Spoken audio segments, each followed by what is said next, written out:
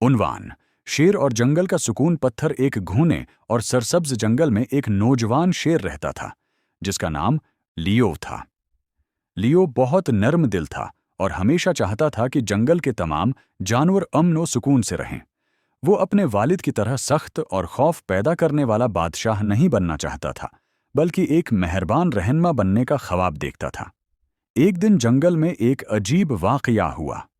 सुकून का पत्थर, जो जंगल की जिंदगी का तवाजुन कायम रखता था, गायब हो गया। दरअसल ये पत्थर जंगल की हर चीज है कि खूबसूरती और सेहत को बरकरार रखता था। ये शरारती बंदरों के एक ग्रुप ने चरा लिया था, क्योंकि वो उसकी चमक दमक से मुतासिर हो गए थे। जैसे ही पत्थर गायब हो गया था, हवा जंगल में तबाही शुरू हो गई। दरख्त मुरझाने लगे, दरिया सूखने लगा और जानवरों के दरमियान खौफ और परेशानी फैल गई। लियो ने फैसला किया कि वो इस पत्थर को वापस लाएगा और जंगल को बचाएगा। लेकिन वो जानता था कि वो ये काम अकेले नहीं कर सकता, इसलिए उसने एक टीम बनाई जिसमें जंगल के मुख्तलिफ जानवर शामिल थे। टली तोता, जो किसी की भी आवाज़ नकल कर सकता था और बहुत होशियार था।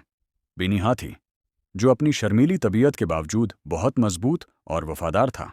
ज़ारा लोमड़ी, जो चालाकी और दानशमंदी में सबसे आगे थी। मेलो न्यूला, जो अपनी मुस्ती से सबको खुश रखता था। ये टीम सुकून का पत्थर तलाश करने के लिए रवाना हुई। रास्ते में उन्हें कई मुश्किलात का सामना करना पड़ा।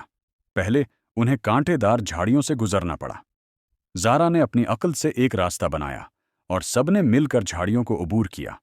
फिर एक भूखा मगरमच्छ रास्ते में आ गया, लेकिन टली ने उसकी आवाज़ नकल करके उसे उलझा दिया और टीम आगे बढ़ गई। सबसे मुश्किल काम शोर मचाती नदी को अबूर करना था। बेनी ने अपनी हिम्मत जमा की और सबको अपनी पीठ पर बैठाकर नदी पार करा दी। इस तरह वो बंदरों के ठिकाने तक पहुंच गए। बंदर सुकून के पत्थर से खेल रहे थे। लियो ने उन्हें डराने या धमकाने के बजाय नरमी से समझाया कि ये पत्थर पूरे जंगल की भलाई के लिए जरूरी है। उसने उनसे वादा किया कि वो सब मिलकर उसका फायदा उठा सकते हैं। बंदरों ने अपनी गलती का एहसास किया और पत्थर वापस दे दिया। पत्थर अपनी जगह पर आते ही जंगल की खूबसूरती और जिंदगी वापस आ गई। दरख्त हरे हो गए, दरिया फिर से बहने लगा और जानवर खुशी से झूम उठे। सबने लियो को न सिर्फ एक मजबूत बल्कि एक अक्लमंद और मेहरबान बादशाह के तौर पर तस्लीम हुआ। क्या सबक? ये कहानी हमें सिखाती है कि क़ियादत का मतलब सिर्फ ताकत नहीं, बल्कि हमदर्दी, समझदारी और ताउन भी है। कहानी मुकम्मल हो गई है। अगर आप मज़ीद तरमीम या इजाफे चाहते हैं तो बताएं।